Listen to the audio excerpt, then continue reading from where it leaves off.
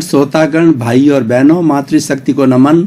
Channel 24+ news के खास विशेष चित्त समाधि देने वाला, संस्कार देने वाला, अच्छा इंसान बनाने वाला, मानवता के सूत्र देने वाला, वसुधैव कुटुंबकम की बात बताने वाला, वैश्वीकरण की बात बताने वाला, ग्लोबलाइजेशन की बात बताने वाला और सबको आपस में जोड़ने वाला, सर्वधर्म संभाव करने वाला कार्यक्रम पुनरुत्थान में आपका हार्दिक स्वागत है, अभिनंदन है, सत्कार है। पुनरुत्थान कार्यक्रम में प्रतिदिन नए नए विषय प्रस्तुत किए जाते हैं। हर विषय में जीवन की दिशा उसमें संदर्भित की जाती है।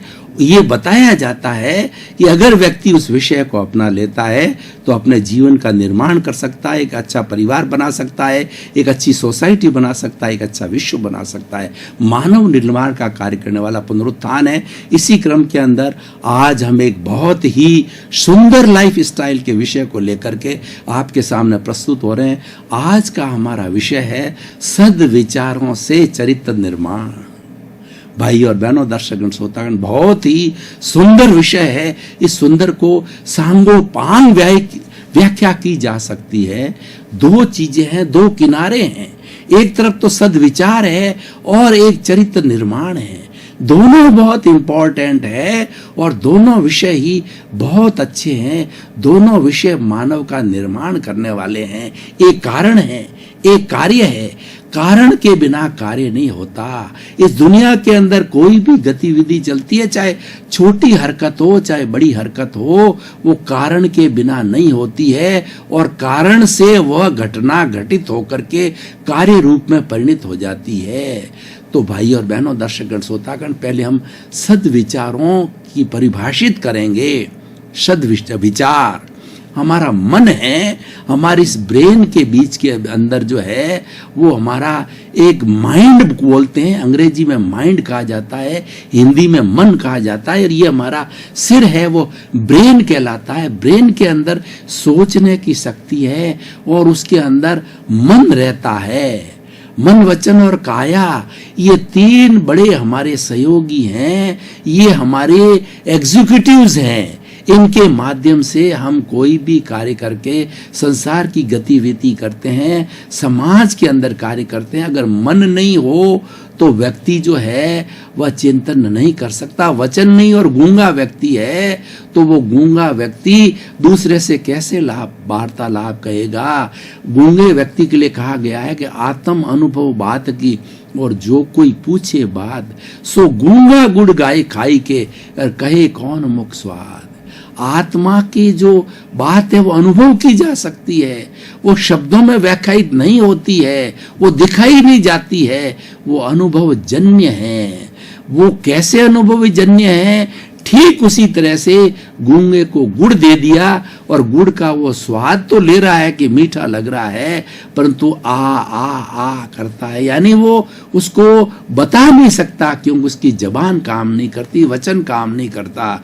और काया मतलब शरीर, व्यक्ति का शरीर काम नहीं करे, पैरालाइज्ड हो जावे, कोमा हो जावे, शरीर में बीमारी हो जावे तो वो क्या कार्य करेगा? तो तीनों जो तंत्र है हमारे इस मंत्र को विकसित करने के लिए, तीनों तंत्र है वो जरूरी हमारा मंत्र है कि व्यक्तित्व विकास करना, ये मंत्र है। उसके लिए तीन तंत्र है। तो आज हम पहले तंत्र की बात कर रहे हैं, मन। मन विचार करता रहता है।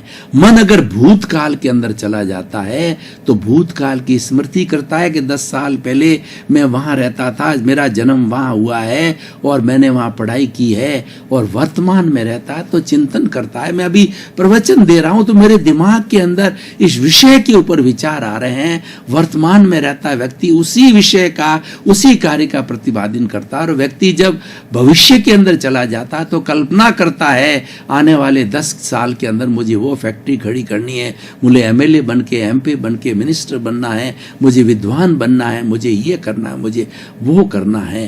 तो ये विचार चलते रहते हैं। विचार एक क्षण नहीं रुकते हैं। इसलिए कहा गया है कि जब तक सांसा तब तक आशा।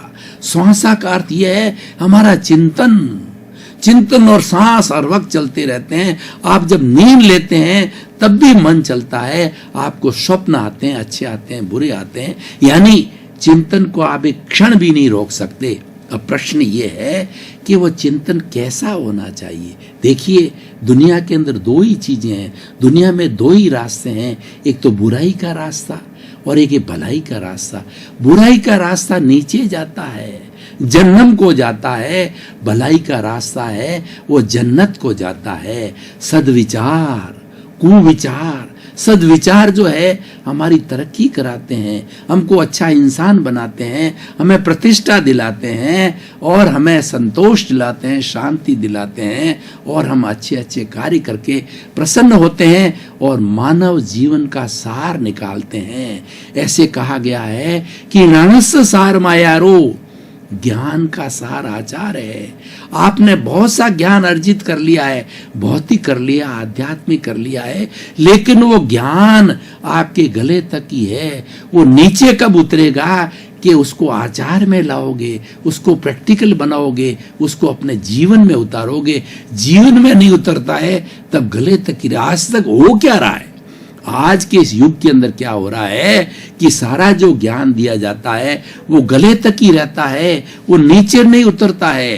पुराने जमाने, आज 30 साल 50 साल पहले, पुराने जमाने में जो कोई भी बात बहुत थोड़ी की जाती थी, साधन के इतने बड़े तंत्र नहीं थे, ये गूगल नहीं था, इतना ग्लोबलाइजेशन नहीं था, इतनी विद्याओं को प्राप्त करने के लिए हमारे पास साधन नहीं थे, तो गुरु एक सेंटेंस भी बोलता था कि honest is the post policy, तो वह शिष्य जो है अपने जीवन में उतार लेता था।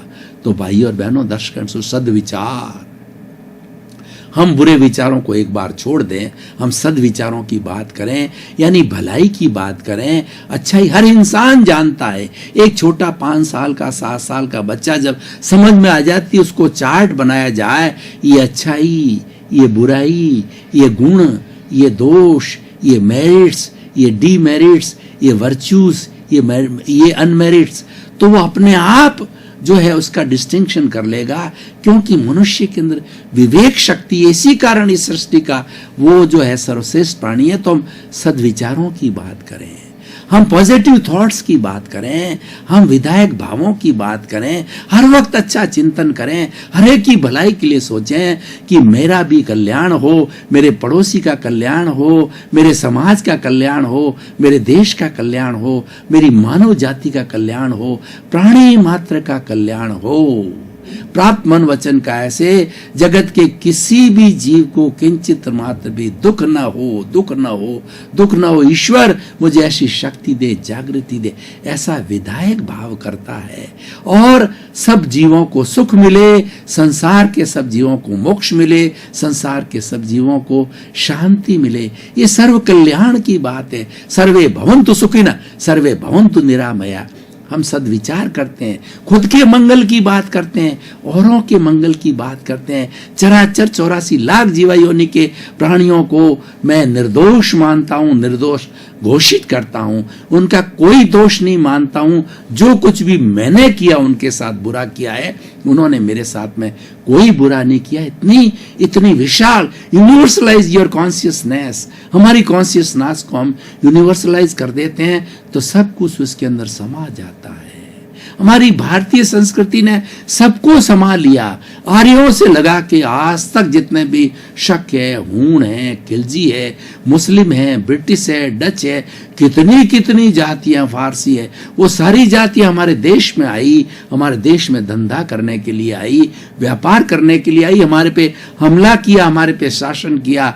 लेकिन भारतीय संस्कृति इतनी उदार है, इतनी उदार मना है कि सबको अपने में समा लिया और आज वो सारी संस्कृतियां जो है वो हमारे यहाँ पुष्पित पल्लवित हो रही है, क्योंकि भारतीय संस्कृति उदार मना है, सबको समा लेती है, सद्विचार वाली है। जो मैं सद्विचारों की बात कर रहा था, भारतीय संस्कृति सद्विचार वाली है। अब सद्विचारों की हमने बात की, अब हम चरित्र निर्माण की बात करते हैं। देखिए, मैंने आपको बताया कि जीवन में ढलना चाहिए, ये जीवन में उतरना है, ये चरित्र है। जो ही कोई बात हमारे जीवन का अंग बन गई, कोई विचार, कोई थ्योरी, कोई आइडियोलॉजी, कोई चीज हमारे जीवन का अंग बन गई, वो चरित्र बन गया। इसीलिए चरित्र महान होता है। जो चरित्रवान होता है वह पूजनीय होता है, आनंद आदरणीय होता है, स्तुत्य होता है। हमारी भारत की संस्कृति जो है ऋषि परंपरा की संस्कृति है। चाहे भारत का प्रधानमंत्री हो, चाहे भारत का राष्ट्रपति हो, चाहे बहुत बड़ा कुबेर हो, अरबपति हो, चरणों के वो संतों के चरणों में नमन करता है। क्योंकि संतों के लिए कहा गया है कि चाह गई चिंता मिटी मनुआ बेपरवाह, जिनको कुछ न चाहिए शहंशाह। जो संत होता है उसको कुछ नहीं चाहिए, उसने तो कंचन कामिनी का त्याग कर दिया, वह तो स्व पर कल्याण के लिए निकल गया, वह तो जो तिन्नाणम तार्याणम के लिए निकल गया। मेरा भला हो, जनता का भला हो, वो समष्टि का भला करने के लिए निकल गया। 24 घंटे सबके भले की बात सोचता है, सबके उपकार की बात सोचता है और वही कार्य करता है। इसीलिए वो चरित्रवान व्यक्ति है। पहले चरित्रवान व्यक्तियों की पूजा की जाती थी। भगवान राम के गुरु वशिष्ठ थे, तो उनका आसन जो है अयोध्या के अंदर भगवान राम से भी ऊपर था, दशरथ से भी ऊपर था, और उनकी बात को जो है ग्रहण किया जाता था। क्या? क्योंकि उनको किसी से लेना देना नहीं है, उनको जनता की भलाई से, उनको न्याय से है। तो जब कभी भी कॉम्प्लिकेटेड चीज आती तो गुरु से राय ली जाती थी, गुरु की दृष्टि ली जाती थी, गुरु का डिसीजन लिया जाता था और उसी के अकॉर्डिंग राजा कर। लेकिन ये प्रथा समाप्त होगी। आज राजनीति के अंदर जो हमारी संत नीति को, हमारी आध्यात्मिक नीति को, धर्म नीति को राजनीति में स्थान नहीं दिया गया है। इसीलिए ये कूटनीति बन गई है, ये हमारी जो है विनाश करने वाली राजनीति हो गई है। आज राजनीति बदनाम है, आज राजनेता बदनाम है, इस पे जनता का विश्वास उठ गया है। अच्छे लोग भी होंगे लेकिन कुछ लोगों ने इसको भ्रष्ट कर दिया, इसलिए विश्वास उठ गया। तो भाई और बहनों, दर्शकगण, श्रोतागण, चरित्र के लिए कहा गया है कि if wealth is lost, nothing is lost. If health is lost, something is lost, and if the character is lost, everything is lost. आज ऐसे ऐसे भगोड़े संतों को देखिए, अब वो भगोड़े कहा जाते हैं। पहले बड़े बड़े मठाधीश से, किसी की मैं बात नहीं कहना जाओ, जो कि आज जेलों में सड़ रहे हैं। मैं किसी का नाम लेकर के और जो है वो उत्पात नहीं मचाना चाहता, कोई भी प्रतिक्रिया नहीं करना चाहता, लेकिन वो किसी जमाने के अंदर मठाधीश थे, किसी जमाने में वो जनता के लिए भगवान थे, वो पूजे जाते थे, बड़े बड़े प्रवचन देते थे, उनकी बड़ी बड़ी पुस्तकें, बड़े बड़े ग्रंथ लिखे गए हैं, वो पूजनीय थे। लेकिन चरित्र का हनन हुआ, उन्होंने कुछ इस तरह गलत बात करी, उन्होंने खास तौर से जो है चरित्र हनन जो कहना चाहिए कि जो है वो मतलब मादा के साथ के अंदर कोई इस तरीके की छेड़खानी या दुर्व्यवहार हुआ, उससे चरित्र पर धब्बा लगा। वो उनका धब्बा आज तक नहीं धोया जा रहा है। बहुत कुछ हासिल करते भगवान के रूप के अंदर पहुंच करके भी अपने पे धब्बा लगा दिया, क्योंकि चरित्र का ख्याल नहीं किया। एक चरित्र का धब्बा है, आपकी सब चीज को लपेट लेता है। आपके अंदर 99 गुण हैं, लेकिन चरित्र पर एक धब्बा है, एक लांछन है, तो वो 99 गुणों को धो डालता है। तो भाई और बहनों, इस उजली चादर पर उस धब्बे को मत लगने दीजिए, उस चादर को उजला लगने दीजिए। चरित्र में पाक रहिए, दृष्टि के पाक रहिए और अपनी लंगोट में पाक रहिए। ये सबसे बड़ा चरित्र का काम है। 84 लाख जीव, इस जो है सारी चराचर जगत के अंदर जितने भी हमारे छोटी बड़ी माँ हैं, बहनें हैं, सबको जो अपनी एक स्त्री को छोड़ करके छोटी को बहन के रूप में, छोटी को पुत्री के रूप में, बराबरी को बहन के रूप में, बड़ी को माता के रूप में, उससे बड़ी को दादी और नानी के रूप में देखिए। यानी दृष्टि संयम कीजिए, इंद्रियों का संयम कीजिए, लंगोट का संयम कीजिए और अपने आप पर अंकुश रखिए, अपने कामना पर, अपने काम पर अंकुश रखिए। ये बहुत बड़ी चरित्र की बात है। अब प्रश्न ये है, हम दोनों को जोड़ते हैं कि सद्विचार से चरित्र निर्माण कैसे होता है। पहले हम अच्छा सोचेंगे, तब जाकर के हमारा चरित्र का निर्माण होगा। अगर हम कुविचार रखते हैं, बुरी भावना सोचते हैं, तो क्या होगा? हम अपराधी हो जाएंगे, आतंकवादी व्यक्ति बन जाएगा, वह चोरी करने में चला जाएगा, लुटेरा बन जाएगा, पॉकेट मार बन जाएगा, और एक संक्रिया जो कनपटी मार था ऐसे संक्रिया बन जाएगा। तो इस तरीके से भाइयों, कुविचार को छोड़िए, सद्विचार में आइए, तो सद्विचार में धीरे धीरे संत बन जाएंगे, अच्छे इंसान बन जाएंगे, अच्छे मानव बन जाएंगे, तो आपका चरित्र अच्छा रहेगा। इसलिए चरित्र को अच्छा बनाए रखने के लिए सद्विचार बहुत जरूरी है। और मानव प्रकृति है, कभी कुविचार भी आ जाते हैं, संभव है। तो देखिए, कुविचार जब आवे तो शुभ भाव को खड़ा कर दीजिए, कुविचार दब जाएंगे।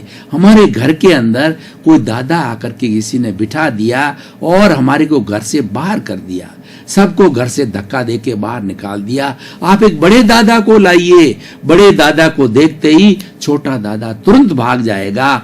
आपके कुविचार आ रहे हैं, सद्विचार को खड़ा कर दीजिए। जैसे गुस्सा आ रहा है, क्षमा को पैदा कर दीजिए।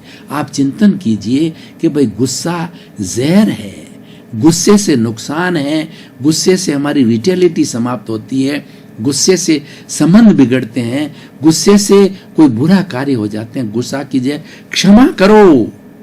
जिस पर गुस्सा कर रहे हो तो उसको भी अपने जैसी एक शुद्ध आत्मा समझो कि भाई मैं तो ज्ञाता दृष्टा हूं, मैं करता नहीं हूं। करता भाव का हम रोपण करते हैं। गुस्सा क्यों आता है? अहंकार से आता है।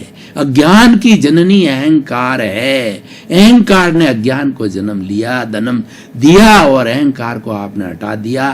तो आप एकदम सद्विचारों को अच्छा प्राप्त करने के लिए सबसे बड़ा सूत्र है कि अपने अहंकार का विसर्जन कीजिए।